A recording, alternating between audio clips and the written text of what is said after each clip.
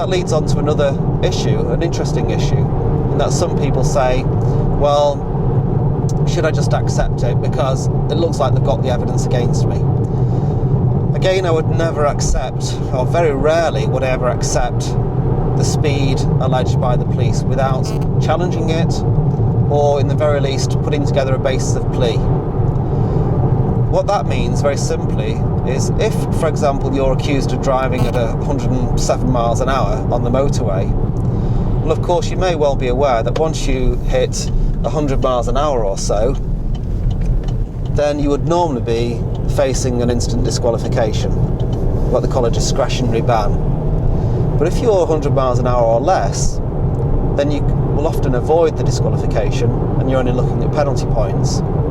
If you get down to 95 miles an hour on a motorway, or in a 70 national speed limit, then you'd generally be looking at 4 or 5 penalty points. If you can take it down to 90 miles an hour, you may only be looking at 3 penalty points. And equally, the level of any fine would be reduced down. And so, why should you just accept 107 miles an hour, even if you accept that you were speeding? You may think, well, that sounds a bit peculiar. But don't forget, the actual summons will accuse you of exceeding 70 miles an hour. It's the police that are alleging that you were doing 100 miles an hour, 107 miles an hour. Now, if you find that the evidence looks like it's correct, if it looks, once we've had disclosure of the evidence, that they've carried out all the correct checks, distance checks, speed checks, scope checks, alignment checks, it's documented, they've got the video, everything's perfect. If it looks like all the evidence is there, then I would often go back to the prosecution and raise the issue of a basis of plea. Essentially, I write to them and say, look, we are concerned about the accuracy of the evidence against our client. Normally we can find some fault with the police evidence, almost without exception. In fact, I'd dare to say that we'd find some fault with either the police evidence or the way the prosecution have put the case together. I would raise this with them and say, however, in order to save on the time, the expense, the inconvenience of going to a trial, our client is minded to enter a guilty plea, but on the basis that he was travelling at 95 miles an hour or 90 miles an hour, or whatever speed you felt that you could accept, whatever speed you felt that you were travelling at. Now, in the majority of cases, probably the vast majority of cases, when I take this matter up with the prosecution service, the prosecution will accept it. They say, yes, okay, we'll accept that. And in the past, I've had clients that have been doing, well, some very, very high speeds, where the evidence has been, or it looks like it's conclusive on paper, where we've gone back with a basis of plea and we've reduced the speed right down, and clients have come away with 4 or 5 penalty points and have been over the moon to avoid what would have been a lengthy disqualification. To reduce the speed down from something like 107, 110 to around 100 miles an hour is not out of the ordinary, something which I deal with all the time. So it's a relatively straightforward process to try to negotiate the speed down to avoid a disqualification. So a lot of things can be achieved. My starting point would be to see if we can win the case outright.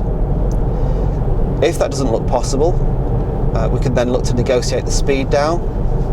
If that doesn't look possible, or you don't want to, you can simply enter a guilty plea at any time, and you're back to square one.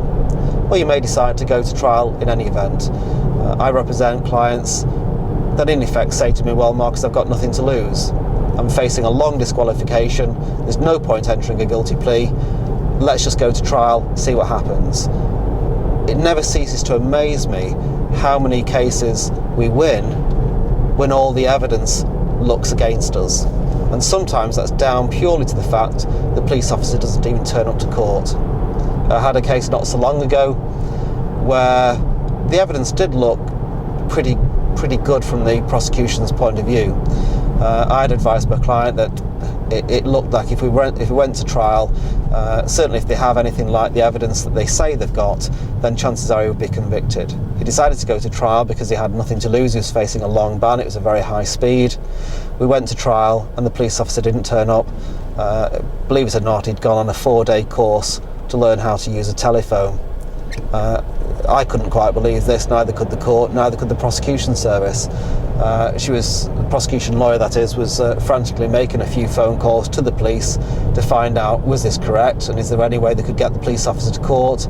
The story came back that no, he had gone on a 4-day course. It was to learn how to use a telephone. I can only assume it was some super duper type of telephone that requires 4 days to learn how to work it. But nonetheless, we won the case because the officer wasn't there. So sometimes anything can happen when you go to court, and even in what looks like the case where there's very little hope, you can often end up winning for all sorts of reasons. So worth trying, worth chancing it if there's a lot at stake.